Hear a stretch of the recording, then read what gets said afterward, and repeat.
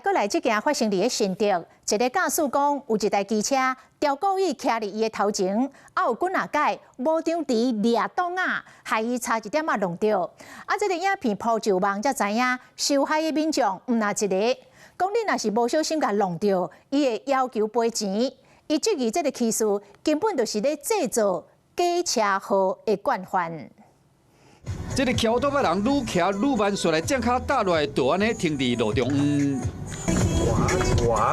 后壁驾驶看到了后，就那甲闪过，想要到这个骑奥多麦的人，奥多麦骑伫伊直加肉，搁加超车，突然停伫伊车的头前，搁不时看后壁，真奇怪，搁嫌危险。你觉得蛮没水准的，怎么说？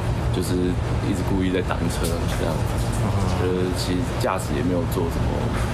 很奇怪的行为，可是他就莫名其妙一直在前面挡车。我觉得这一位骑士看起来他有点怒症，遇到的话当下就先打电话先报警。那我觉得这个是寻求自保。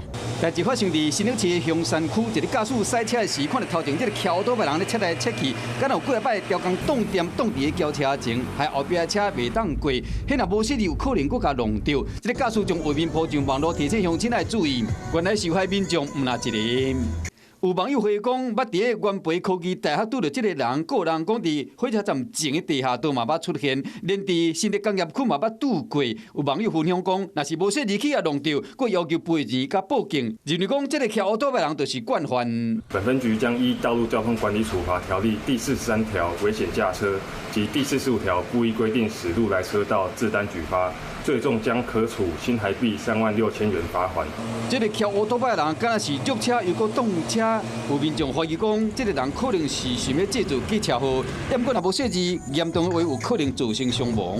目前警方已经接到检举，警望讲这个人好好反省，唔能够有危险的行为。Hello， 我是蒋欣梅，想要抢先掌握最及时的新闻资讯吗？赶快订阅、按赞、开启小铃铛，锁定华视新闻 YouTube 频道。